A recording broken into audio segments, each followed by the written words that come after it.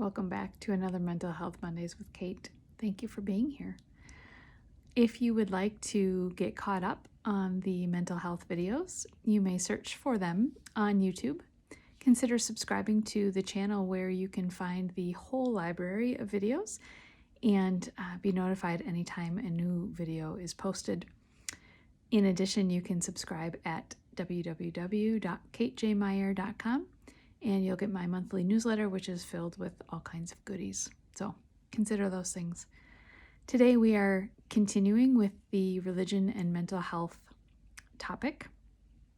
And I'm going to start with a little story because I think it highlights our topic today, which is roles, human-created religious hierarchies of women. Good stuff.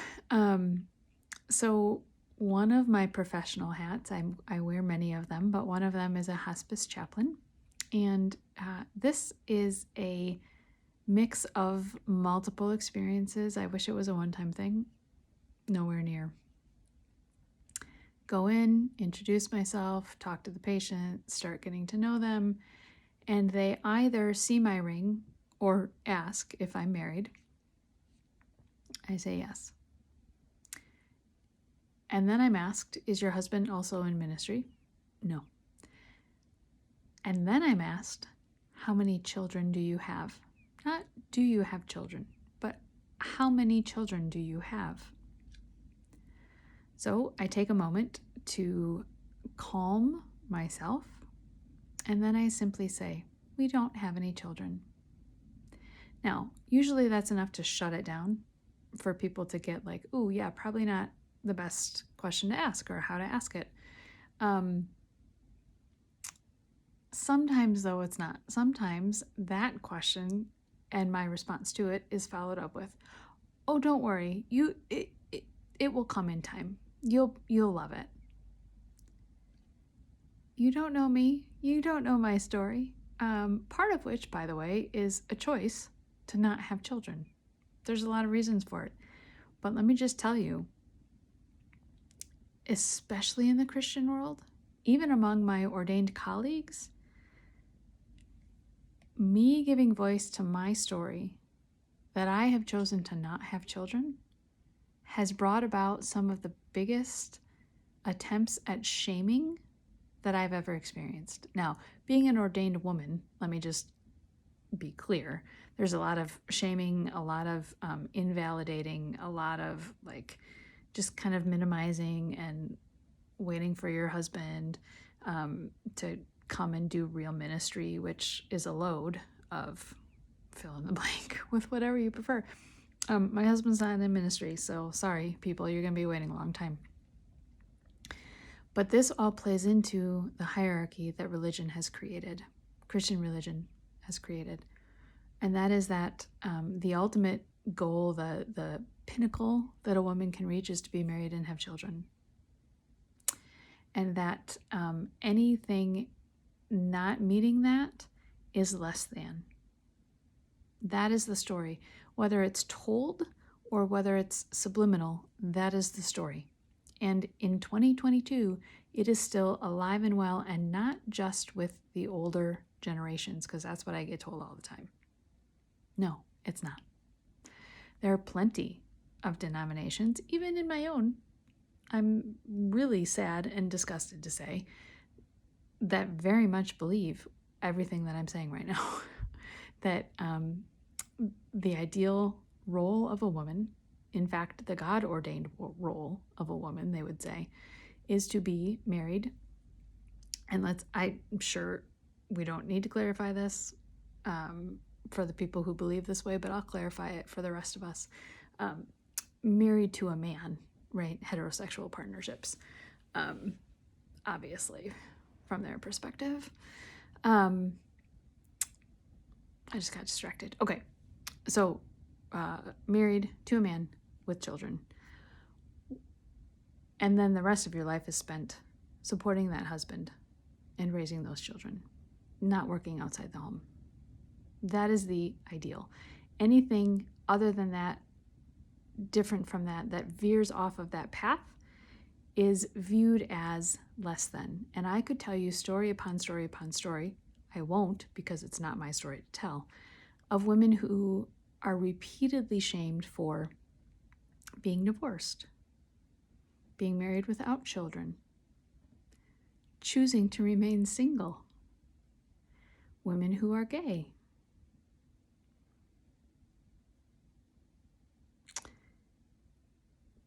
Widows have an interesting role in the church that is placed upon them. There's a pitying factor.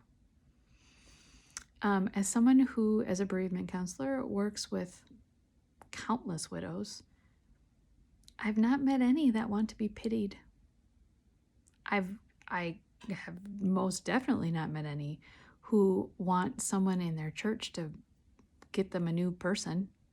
That they don't want.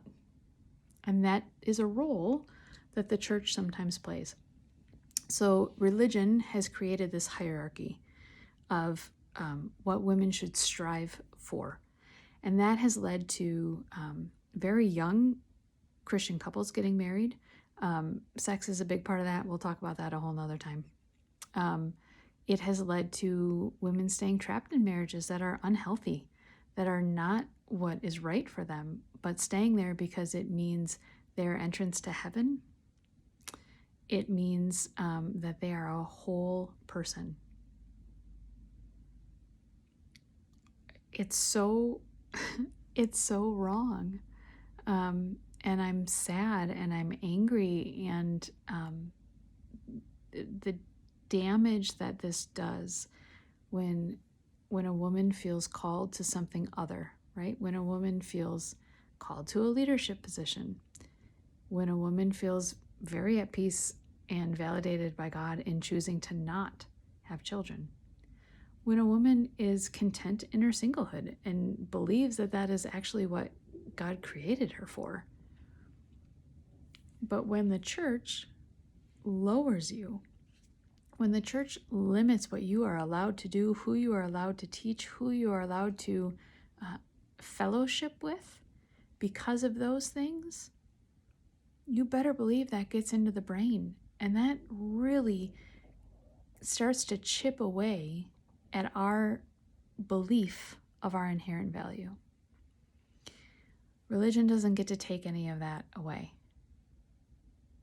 This week at church, we sang Who You Say I Am. And look that up. Listen to that. Who You Say I Am. I think that's the right title. It's something like that. It's really good.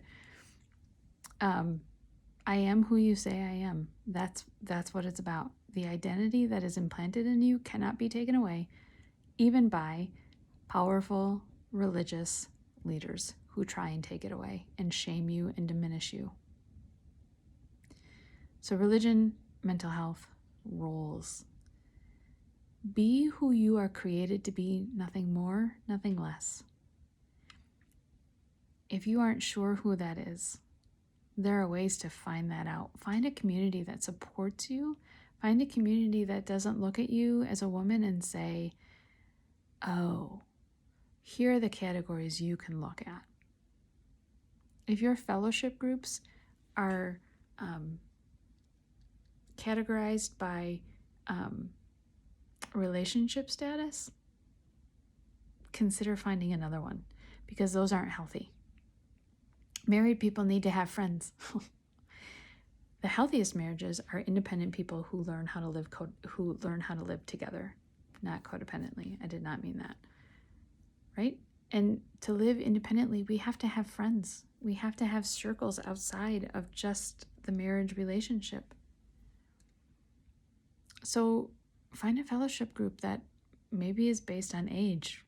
I don't know. I don't like that much more, but or a fellowship group that's based on interest or, I don't know, phase of life, but not on whether or not you're married. Because what happens in churches, in single groups, what do they become? They become dating groups. And married groups, what do they become? They become groups that talk about how to raise children. That's not everybody's story. Find a community that supports who you are as you are created to be. No matter who you love, no matter if you intend to ever be in a long-term married relationship, whether or not you intend to have children, religion does not get to dictate who you are. Your identity is sealed in Christ, cannot be taken away. So don't let the church diminish what God has already given you. That's religion and mental health for today. We'll keep it going next week. Next week, we're going to talk a little bit about breaking free, by the way. So thank you again for being here. I hope that you'll consider subscribing, following, liking, sharing, whatever, all the things. Pick one. Thanks for being here. And I hope that you are in or can easily find a community that supports you as you are for who you are created to be.